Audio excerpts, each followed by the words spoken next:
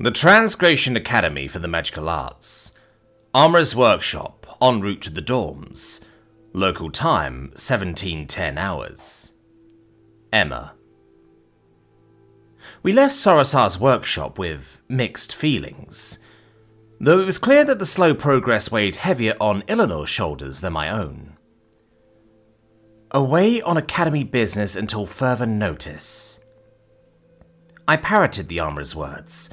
However, instead of simply moaning and groaning to a crowd of two, that being myself and the Eevee, I instead found myself voicing my frustrations to a third party, someone who, not too long ago, had made his last moves against me in the very halls we currently found ourselves in. It's funny how things have changed so drastically since then. "We have learned nothing new," the Venerian responded with a frustrated breath. "We already know of the apprentice's plans for your mannerless artifices, Earthrealmer. The armourer is simply reaffirming what we already know." It was worth a shot. There was no harm in asking, especially after the library's rejection, I replied with a shrug. In any case, we should still be good to go on that front. There's ample time next week to make our gambit for the apprentice in the book. Whether we approach her up front or quietly borrow it, I'm sure it'll be fine. "Your overconfidence will eventually be the death of us," the Venerian responded with a frustrated breath. "What do you mean? I'm sure there won't be an issue with—" "It's not the apprentice I'm worried about," Ilanor interjected with a hiss. "It was your actions with the library earlier. Your insistence on loaning the book to the library, pushing for a modification to pre-existing terms, thereby risking the integrity of our prior agreements." Hey, it needed to be said, right? The library only really needs the original to look over, not to keep.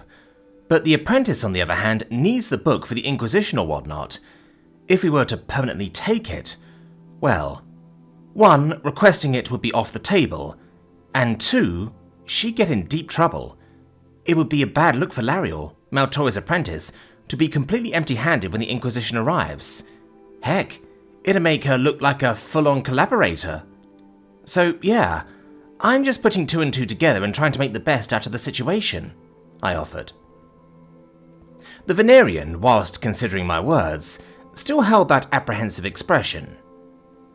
"You put too much care on those outside of our circle, Earthrealmer, and whilst this will be acceptable in most other scenarios, I would rather you not tempt fate when it pertains to matters involving the library. Or more accurately, in matters involving your fate, right?" I countered. The Venerian visibly flinched at that. It was at that moment that I finally came to a halt, just before we could reach the exit from Sorosar's domain. "Listen, I get it, Ilanor. It's a pretty intense situation, but I'm genuinely just trying my best here. So trust me when I say this. Everything will be fine. Besides, we have ample time for what is essentially your questline, Ilanor. So we're in no rush." That stray comment seemed to affect him even more, as he visibly lost colour to his cheeks, turning as white as a ghost for a split second. "Unless, of course, there's something you need to tell me regarding the specifics of your agreement with the library.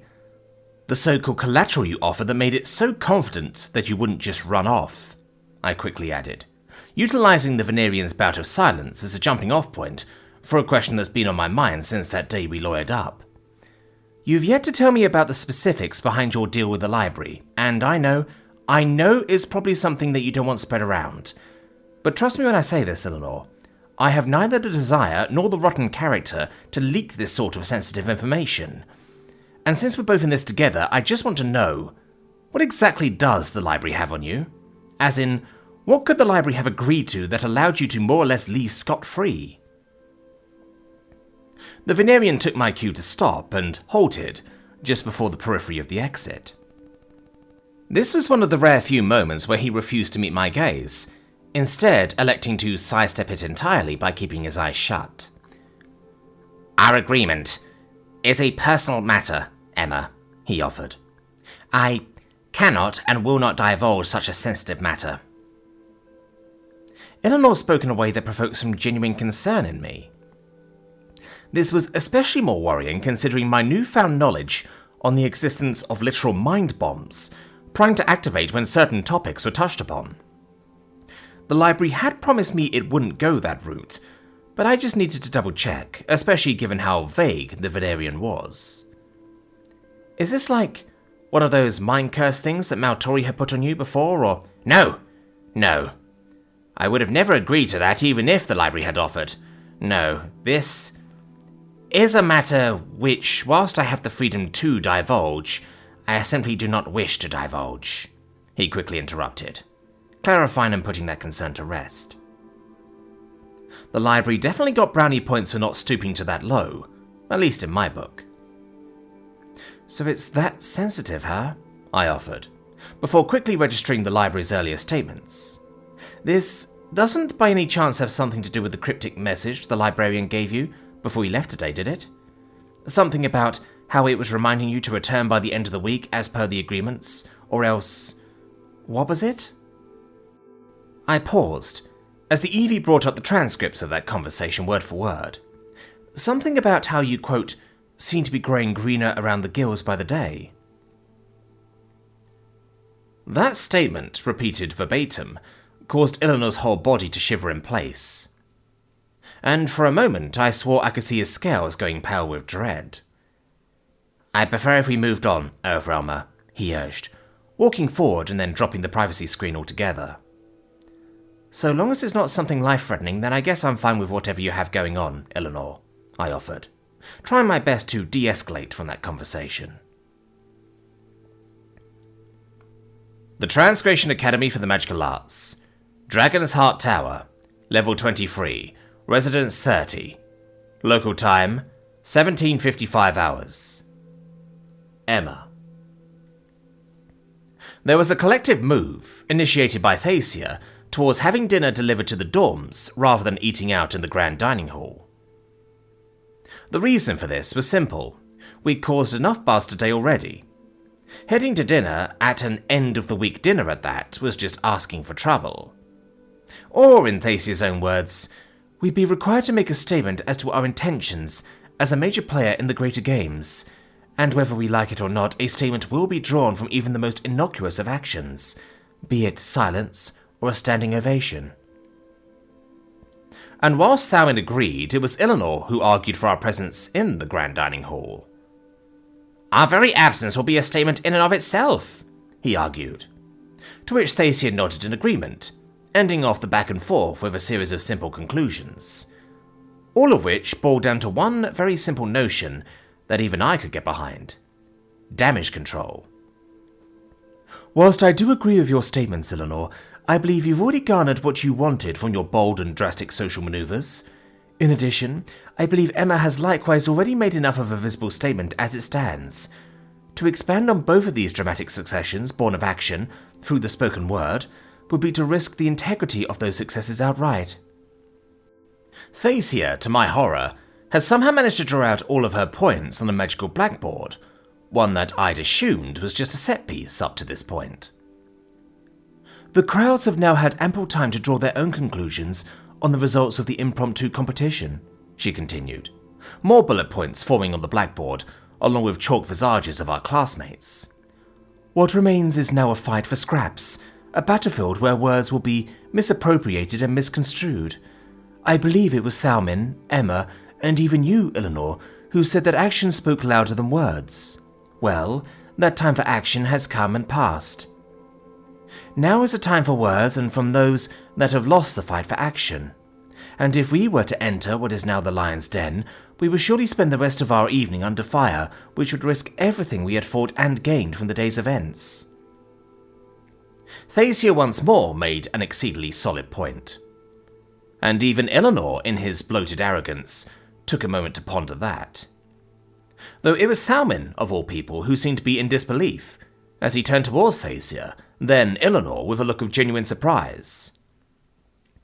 Did Ilanor actually say that, Thacia? I don't ever recall him... It matters not if I said it, Prince Thalwyn, Ilanor interrupted him before he could continue, somewhat flustered, his scales deepening in colour instead of becoming pale like earlier. In any case, you have a point, Princess. He quickly turned his attention towards Thacia, disengaging from that sudden and abrupt turn to Thalwyn. As a result of our planning and my misadventures with the Earthrealmer, we've neglected to use this afternoon's precious time towards preparing for our social aims for dinner. We will be woefully under-equipped for any social engagements, and thus, we'd have little to gain and all to lose. The Venerian nodded once more towards the princess, just short of a bow. It would seem as if your experiences in quiet inaction are serving us well, princess, he quickly added, though I couldn't help but to narrow my eyes at that obvious, backhanded compliment. What's left now for those partaking in tonight's dinner is a game for the sore losers and those that might want to colour M's victory for their own aims. Thalmin promptly entered the conversation, completely sidestepping Ilanor's egregious slights by throwing his hat into the ring. I'd say it's more our victory, Thalmin, I promptly chimed in, eliciting a cock of the Wolf Prince's head. Don't discount your actions in the field. You did an amazing job smoking ping in most of the competition. And do not forget your own winnings as well, Prince Thalmin, Ilanor added. As paltry as your bets were, it was an effective statement all the same. The Lupanor Prince didn't seem to know what to make of Ilanor's underhanded compliment, although he did regard mine with a solid nod, as Thacia took over as the group mum once again, and immediately dialed what I was beginning to refer to as room service. An action that I've seen Ilanor do many times now, but rarely out in the open. The princess moved over towards one of the many mirrors in the room, and with a wave of her hand along with a burst of mana radiation, she was immediately connected with a room I hadn't actually visited yet, via magical video conferencing. It looked to be something similar to a restaurant's reception area, with a front desk and several staff manning their posts, all dutifully scribbling down what was probably the unending list of orders for the kitchen. How may I be of service, Princess Delani? An elven face suddenly came in to take much of the field of view. We require tonight's dinner to be delivered to our lodgings, the princess replied tactfully, as with that authoritative voice that I'd only seen her use with what I assumed were those beneath her station. Commoners, no doubt. It would be my pleasure, Your Highness. The elf bowed deeply, before the call abruptly ended with what I could only describe as the sound of splashing water. Following this, we were once again left to our own devices, with each and every one of us in varying states of tiredness from what was probably the most physically intense yet practically low-stakes day of the week. Heh, this has been quite a week, huh? I offered, throwing out some small talk in the hopes of striking up a conversation. Whilst my attempt seemed to have initially failed, it was Ilanor who decided to respond in what I could only describe as his signature move, as he simply and rather abruptly skittered over towards his room, slamming the door lightly in the process. Thacia, Thalmin and I were left alone. But as was the mood of the moment, we all just sat there silently, contemplating things before the arrival of dinner. 5 minutes later, dinner had arrived, and our assigned waiter for breakfast was the one to tend to this rather luxurious platter, as he poured in what could only be described as one of those room service dinner cars, and started setting it up using a combination of his limited levitation magic, as well as the built-in mechanisms hidden within the cart. It took a solid 5 more minutes, but a veritable buffet had now been set in the middle of our living room. I am at your beck and call, my lords and ladies, he bowed deeply before leaving. I immediately grabbed a few items, some fluffy bread rolls, guava, apples, and even some dried nuts, before heading towards the MRED for the night's experiments. MRED daily experiment quota achieved. Roger that. However, I just want a snack first. I'm fast-tracking us into the meat phase of the MRED experiments.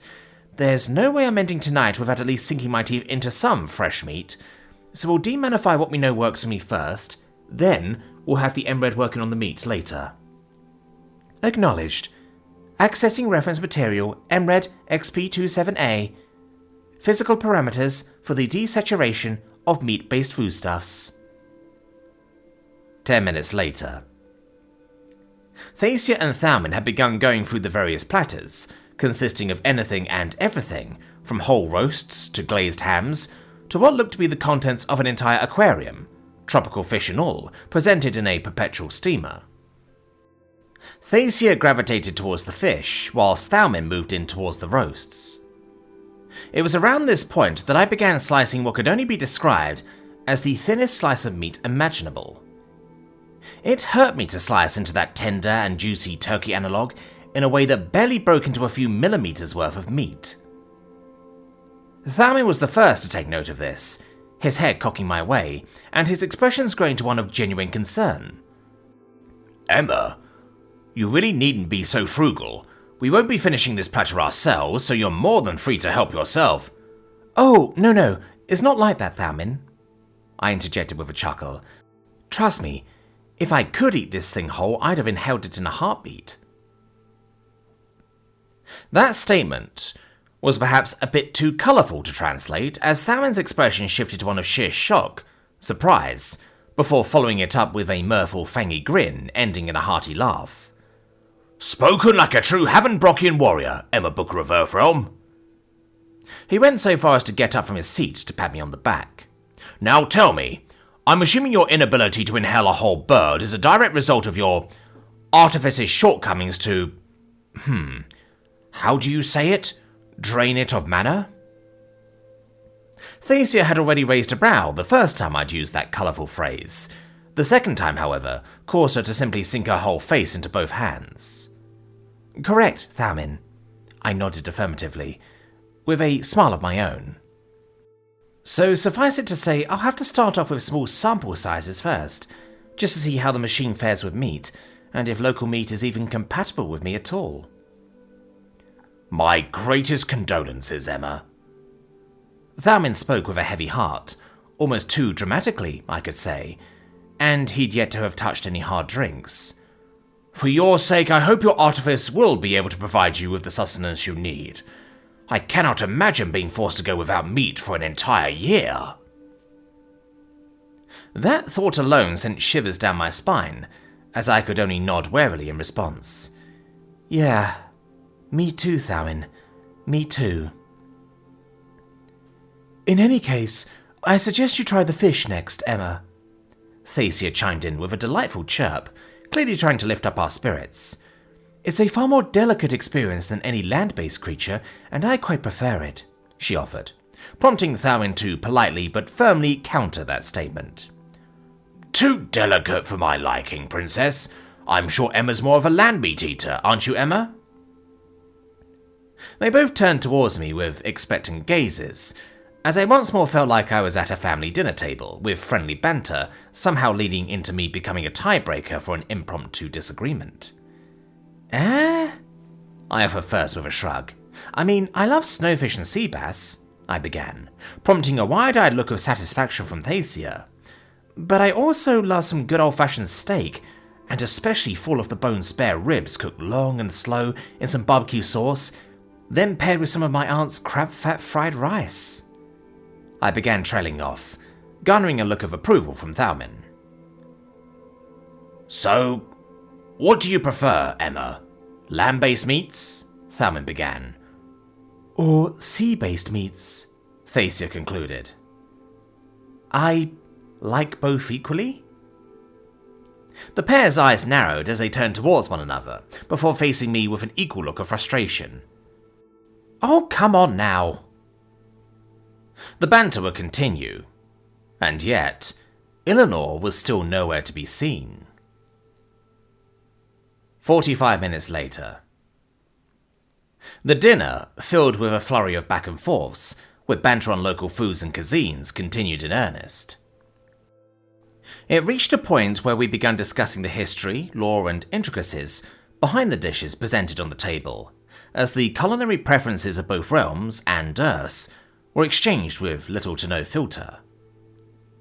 This was the cross-cultural information dissemination I was trained for.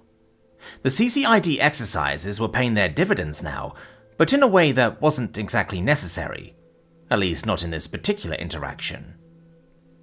Because instead of treating this as part of my diplomacy job, I felt more at home than ever, with both Thacia and Thalmin feeling more like friends rather than just stuffy diplomats at a dinner table. So let me get this straight, I began. Your local cuisine, at least in the capital of Ephron, is mostly seafood-based, correct? I began summarizing what was in effect a whole half-hour's worth of carefully retold history. That is correct, Emma. Thacia nodded proudly.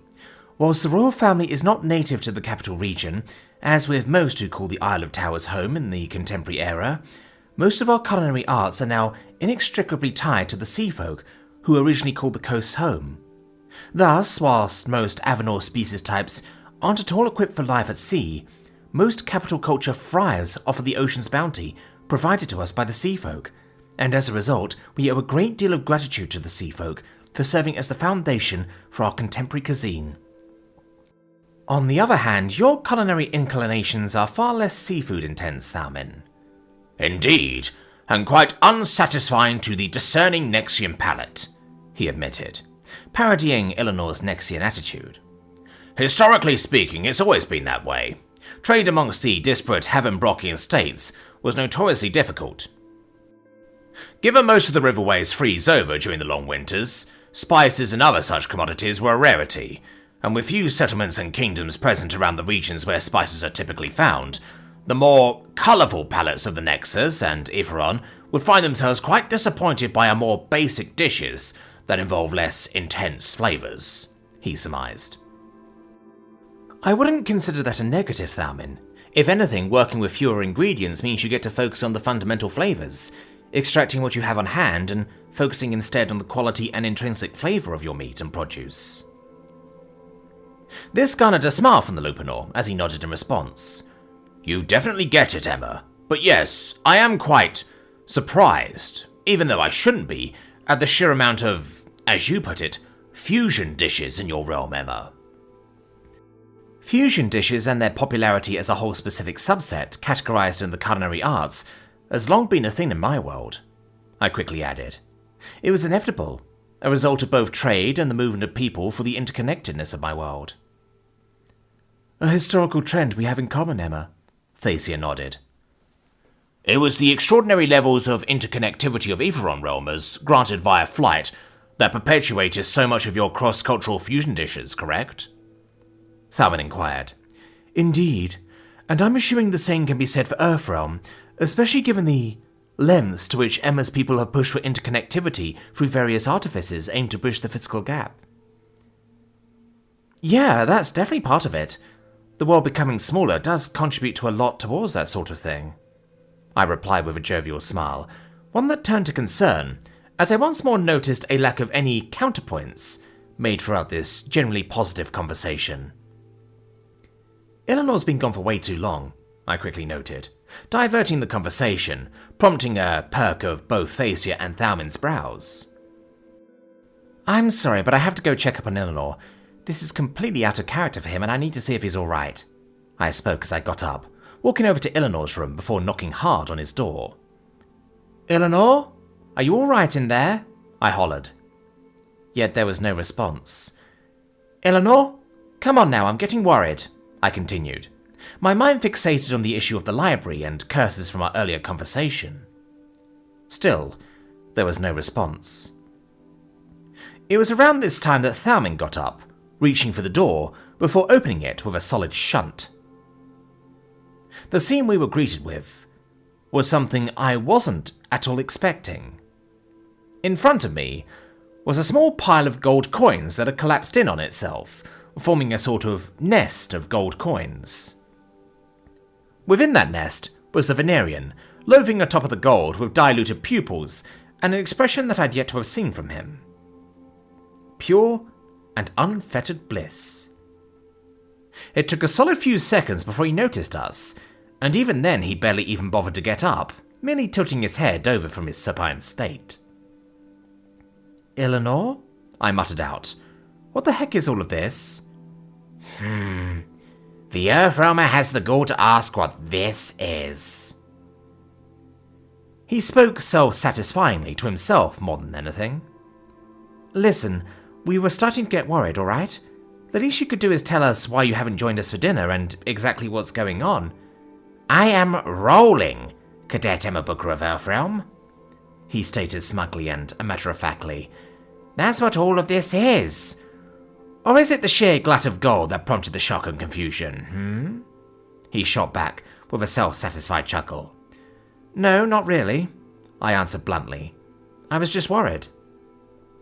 Trying to hide your shock and awe at this fragrant display of wealth is quite unbecoming of you, Earthrealmer, he continued, his attitude having taken on a slight Nexian edge, as it seemed as if the spoils of victory were getting to his head. Come now, there's no need to restrain yourself. We can all be frank with each other after all, for I know that, even with all of the audacious, mannerless achievements of your realm, that one thing remains the same across all adjacent realms. The inability to amass gold and other precious metals to the scale of ubiquity seen in the Nexus. All of this, the mock dragon emphasized, by picking up a handful of coins and letting them slip through his fingers with satisfying clinks, is likely far from even your reach, he managed out, gesturing at all of the gold around him, eliciting not even an ounce of envy from my end, as I simply shrugged.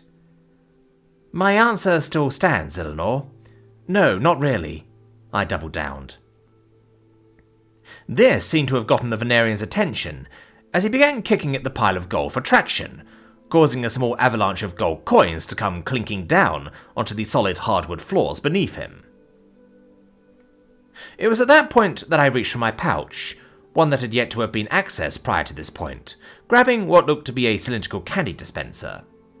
However, instead of candy, it was instead filled to the brim with my mission-assigned barter material. Bluffing is quite unbecoming of... Blink! I flicked a single gold coin in the Venerian's direction, as it landed directly on his forehead, causing him to yelp and hiss in response. Ow! What is the meaning behind this assault? I merely sighed in response, pointing down towards a lone gold piece that stood out amongst the other pieces of gold in his little pile. The Venerian, to his credit, managed to pick it out from the shiny crowd rather quickly, as he immediately went to inspect it, even going so far as to grab a small monocle with which to scrutinize it. This is dead gold, Earthrealmer. You cannot impress me with this garbage, he chided back, before flicking the gold back towards my direction. Dead gold, I offered with a cock of my head. Yes, dead. Meaning it is merely gold as a mere metal. Gold that is yet to have been attuned by the crown. Gold that is, in a sense, worthless, Ilanor explained, prompting a light bulb to suddenly light up in my head. Your magic makes it so that you're able to transmute stuff, I imagine, I surmised, as in a lead into gold sort of deal. Lead into gold is such a trite example, but yes, Earthrealmer, transmutation and such alchemical ends are an age-old and highly mature field of study. This has forced gold, in spite of its innately intoxicating appeal, to have completely lost its luster. For any well-read mage can conjure up a steady supply of gold, provided enough mana is available, and enough alchemical materials are on hand. So, only gold that's been minted, or in this case, attuned, is valuable, since gold itself has become effectively worthless as it's now so readily abundant, I concluded. Precisely, Emma Booker, Ilanor nodded. You catch on much quicker than I expected. Yeah, no, this is basic economics scarcity stuff 101. Besides, we already went through this ourselves. Excuse me?